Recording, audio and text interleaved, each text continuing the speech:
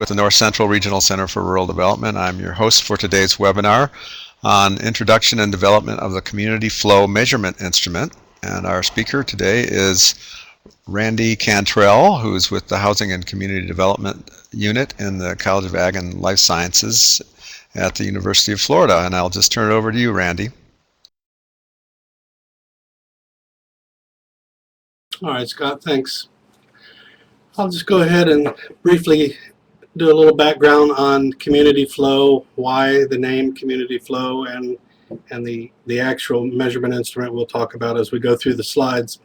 I was steeped in the Hungarian Mihai Csikszentmihalyi. Anyway, the concept and philosophy of flow has always intrigued me.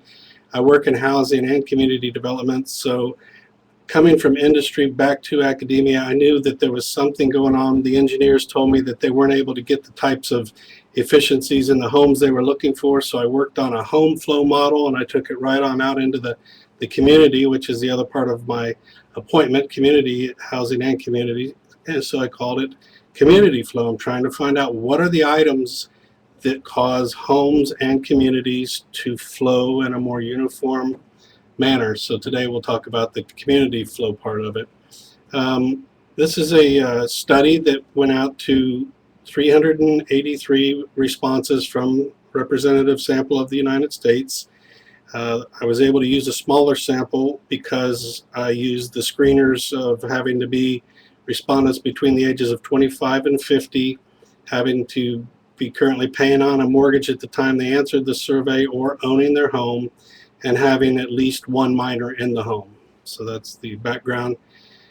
And we'll take a quick look, the inspiration, motivation, what have you, for moving forward with this above and beyond the flow philosophy that I told you about, was that we all live in close proximity, and I know that that can be a blessing for some, and I know that that can be a challenge for others. So what are the items that might cause us to help improve some of these issues that occur from living in close proximity? When we take a look at the contribution I think this paper offers, is we measure these individual factors in a very collective fashion so that we can see how each factor affects the other factor. I enjoy the Rumi quote, the poet and the mystic, "There's a field beyond all notions of right and wrong, come meet me there." Today, this is very much what we're talking about. These are not black and white issues, these are gray issues. They may be on the ordinance, they may be in the ordinances, they may be in all the laws and regulations, but that doesn't mean that you have a perfectly clear answer when somebody has an issue. So that's what we're going to look at, are the gray areas in the zoning and ordinances. And I believe you'll find that the successful communities are the ones that are proactively addressing these difficult issues before they arise and cause people issues. So the conceptual model for the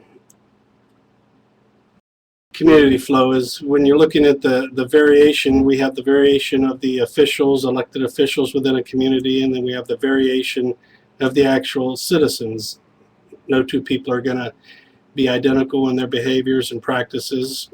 So we look at the constructs that I measured. There were particularly of the neighborhoods, the schools, and the public service constructs.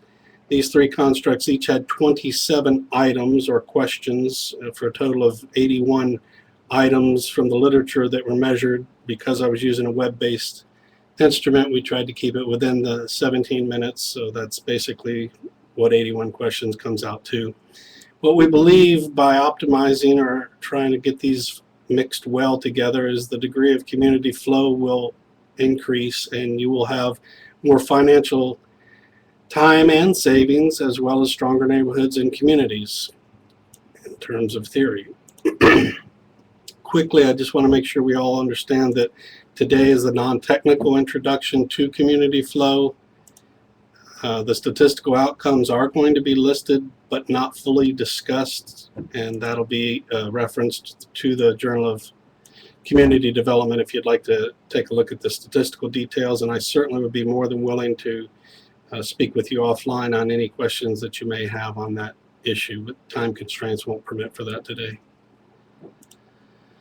So taking a look at the multiple regression, there were 12 hypotheses that I tested, generated from factor analysis, multivariate analysis. You can see there were a total of 5 neighborhood constructs, factors that came out of the neighborhood constructs, 4 school factors, and 3 public service factors. And you can see that half of those were supported statistically at the alpha 05. So half of them were supported, half of the hypotheses were not supported. And then I'll talk about obviously those that were supported, but today I'm going to break tradition and then briefly touch on some of those that were not supported as well. Particularly those factors that were supported or those hypotheses that were supported. I'll touch on one from neighborhood, particularly as it describes ordinances and the enforcement of those ordinances. The public service had 2 statistically significant factors, hypotheses that I'd like to touch on. One as it relates to community-sponsored events, and one as it relates to citizen interaction programs. These were also significant, but you can see that when you look at the variation, I have the bulk of my variation within these top 3 that's being explained. So I'll go ahead and restrain the conversation to these 3 for today. So this is going to be the instrument part of it that's being developed and introduced for community flow. Is we are physically looking at a mathematical range for the United States of where people in the United States feel that their calculations, when they run through all of this gobbledygook here and put in the answers to the survey questions and substitute it in, they're going to get an answer. And if your answer for your community is somewhere within this range, then you're very similar to other communities in the United States. Obviously, if you're below, there may be some issues you want to address. And obviously, if you're above this range, you may want to relax or continue pushing on some of the initiatives that you have. But it physically comes from a mathematical calculation that gives you an answer. So that's where you get the part about the instrument when I speak about the development and introduction of the instrument.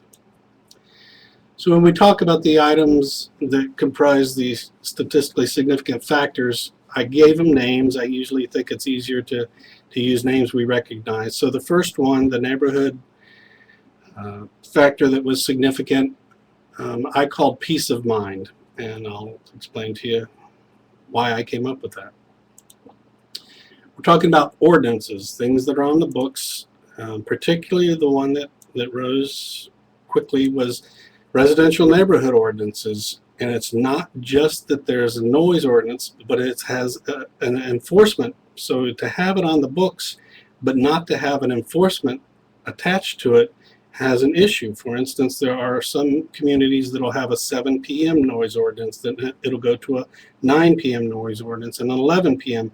All these are degree levels of noise ordinance. And if you try to call in some communities within a 7 o'clock complaint wanting an 11 o'clock p.m. result, you're going to have issues to the point to where the person's making the noise can actually file a counter complaint for harassment that you're not allowing them to have noise at a certain level up into certain times of the night. So this is where the gray issues come into play, that it's on the books, but it's not easy to understand how to comply. Equally, the vehicles, the woofer speakers, the loud boom that you hear going down the street, you can't hear the music, you just hear the thumping. This thing can come through at 3 and 4 in the morning, and it's very masked. And to think that you can call in and make some difference on this, so equally ahead of time, folks think, if we know and we put this on the books and show folks enforcement during the daytime, they'll be a little more reluctant to push their luck during the evening hours. And we also have the cars that are parked on the grass, and we're having a gathering and they're parked there overnight so they don't have to drive home, or just people that park their cars too many for the driveway.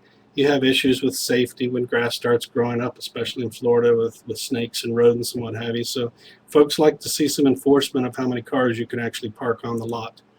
The dog issue, everybody loves their animal, but here's the issue. If you train an animal well, you think that you should be able to show off and maybe not use the leash because the animal you paid a lot of money and is well trained and it's your best friend.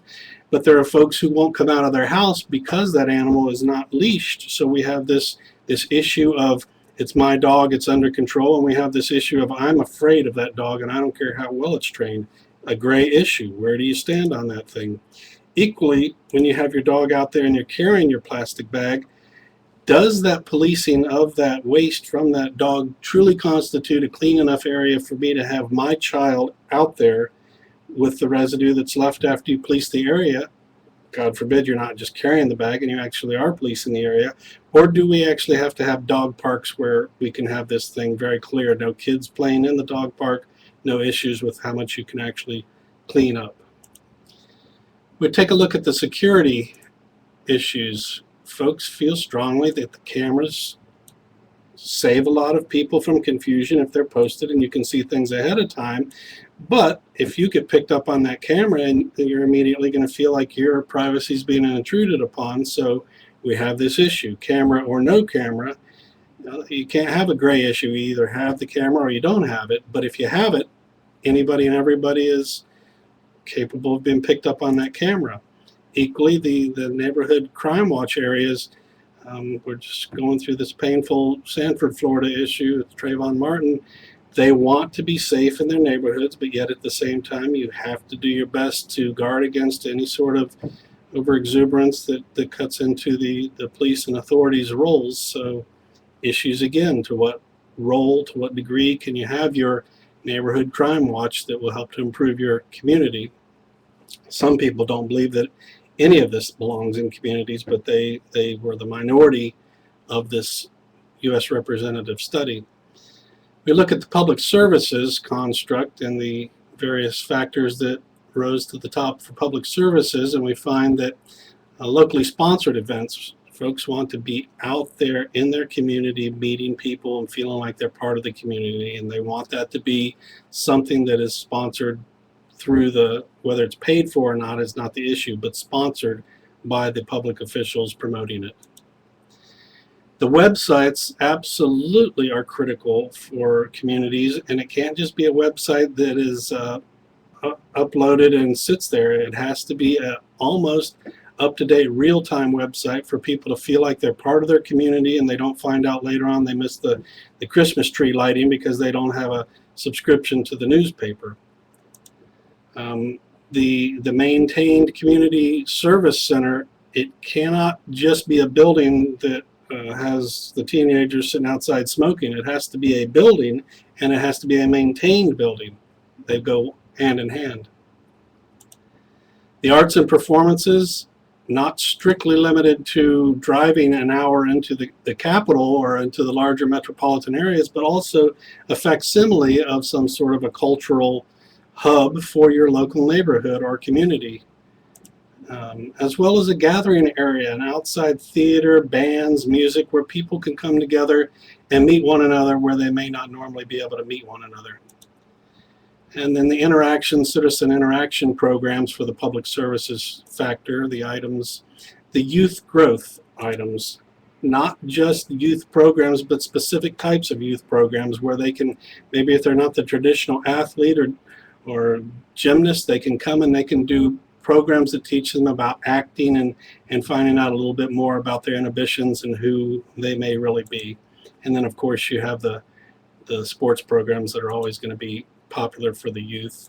Equally, you have the organized recreation programs for the adults. They want to know that they can come together in a safe environment with people who they may or may not know but have very similar backgrounds, where they can exercise and feel comfortable not to have a lot of pressure of a big gym. So I'm going to just briefly touch on what we talked about here. The community flow highlights the ways that we can potentially strive to live together in relatively peaceful states for close proximity. The homeowners generally believe that you can improve upon your your community if you focus on areas related to what we just spoke about, being the reporting and enforcement of ordinances. So if you can't have them enforced, there's not a whole lot of reason to have them on the books. Increasing the number of community-sponsored events and increasing the number of citizen interaction programs. But what I want to briefly touch on here in the last 5 minutes that we have, the public school items conspicuously are missing from the significant factors, and they're just, the items themselves may be significant, but when you look at factor analysis, it groups items into correlated groupings, and when you look at the factors or the correlated groupings, none of the public school items factors are significant. So I just want to let you know the types of items that were tested, and that the community, the respondents said the community would not be improved in their opinion by having these items, because I'm confused. So let's take a look. The pride, would it improve your community if your child, and I made sure they had a minor living in the home, took great pride in the building that they went to school in every day? The security issue, if there was a school resource officer from the sheriff's department with a firearm on school properties, with the camera inside the school, with the camera inside the bus. The codes, no more logos, Tommy Hilfiger, everybody looks the same. You're not poor, you're not rich, you're not sexting, you're not texting. You're following the code of the school. Your involvement of having parents come in, Parent Day, of having the science fair with industry, reviewing the science fair, having reading programs with perhaps retired adults coming in with the younger children, taking a look at the community where you have the volunteerism, also taking a look at the alternative programs where you have after school programs and Saturday school, and the health issues where not only you have the minimal PE, but you also have quiet time, stretching time for adults and for the children in the school. You have time mandated for every adult and every child to eat for a certain amount of time without being interrupted. In the machines, we know they're a moneymaker, but would that improve your community for the machines not to be there? The shared use of the buildings and facilities, would that improve your community? So I'm going to conclude some things about the school items and factors, and I'll drop back because I am not a tenured professor, but I will say, in my opinion, as a former secondary education mathematics teacher and a university faculty member now, I'm concerned, and my brother is a principal here in Florida, that the public school systems may be distancing themselves from their clientele. So let me just take a quick look here. Scott, could it be better that people pick their residence primary due to schools so they have what they want there, but maybe not on other things? Okay, hang on, let me see if I can address it. I'll finish my conclusions and we'll look at these questions. The adherence to a client-driven business model is what my concern is. We have schools that receive tax dollars, therefore we are the clients, therefore these schools have an obligation to let us know what it is that we're getting for the tax dollars. But when you're driven by the adherence to complicated bureaucratic national standards, you don't have a whole lot of time for deviating, and if you're going to get your grant money and you're going to get your state tax money, you have to be right on with these national standards. So the final thing I'll conclude with is that my concern is that parents, I being one, feel a lack of empowerment to change things about schools, and that following the question I see in the chat box, I use a blind faith, even though I am involved in the school system, that they are delivering what I think they must know we need to have delivered for our children to move on in this world. And I'm just going to say okay to it all, and I'm not going to worry about the details of whether or not it would improve my feeling about the community. I just accept it's a good school, and that's the end of it, so I leave it at that. Okay, that's all I'm going to talk about, and then I'm going to let Scott go ahead and if there's questions I can mute, or how I should maybe just address the question. I'm not sure what the format should be from here. Yeah, why don't you go ahead and try to answer my question? Okay. Could it be that people pick their residence primarily due to schools? So they have what they want there, but maybe not on other things. Absolutely. I'm doing a paper right now on drivers for choosing the home, and there are segments. People were not all the same, so there's obviously segments of home buyers, but certainly there are segments who choose based on the school, and then the other items are secondary. And there's also many people who buy on things not related primarily to the school, but I'm not sure if I got it exactly right. But yeah, I definitely agree that that could be a possibility, Scott. If that answered the question. Did you want? Yeah, that's good. Did you want this survey? Yeah, what I want to know over here is, because I have a research and extension appointment, I'd very much like to introduce this to our Extension County faculty and agents and see if they would like to facilitate and broker some of these types of discussions in the community. But my concern is this is going out of the standard nutrition and diabetes curriculum. But if I could get folks to maybe take a look at this, I want to know what other folks believe, if you're understanding what cooperative extension and the mission is, what you feel about having folks out in the field in the community that are extension agents delivering some of these discussions and facilitating them. So, yeah, if you can, they just go ahead and, yeah, I see where they're answering them there. Good. This is, and there is no right and wrong. I just like to get a feel so I don't start introducing something prematurely to my county faculty. But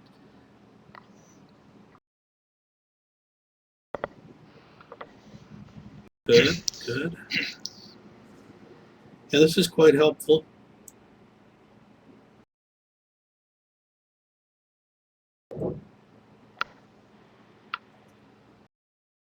Yeah, very good. I like the feedback, and obviously I believe it can be facilitated by county faculty and extension, but I like to have the outside feedback. So this is good.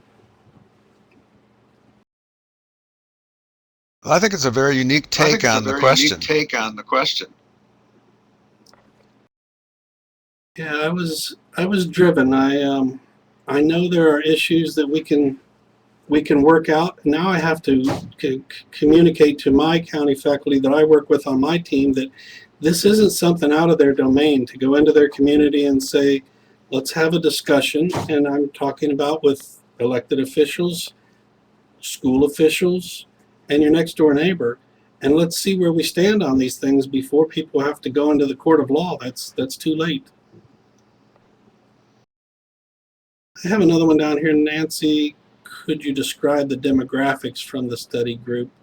Yeah, I was fairly loose with the demographics because the notion that I get a lot of disagreement, but I believe a homeowner is a homeowner is a homeowner. So if you're between the ages of 25 and 50 as part of the screener, if you're paying on a mortgage or own the home and you have at least one minor in there, I don't really concern myself too deeply about the amount of money you make, your ethnicity, your culture, and I know those are rough generalities, but I'm treating a homeowner as, with, if you fit those three criteria, screening criteria, that you have a general agreement in what it is that is important to you, and that's the way I went about it. But it was a national. It followed where homes are purchased and where people live. It followed the census, so it was a complete demographic picture, but it didn't go deeply into their income, and that I wasn't interested in finding that. Festus, question one is very unique. Question one, I'm assuming from the survey here that I have, cooperative extension agents are well qualified to facilitate group discussions regarding community flow. If that is the question, hey, I appreciate that, Festus. Yes, I mean, I need to get a coalition of the willing to go out and broker these questions. They're tough. We call them wicked issues. They're contentious, and it's too late if you don't address them before people. Well, you can't sell a home because you can't get along, and going to court's not the easiest answer, but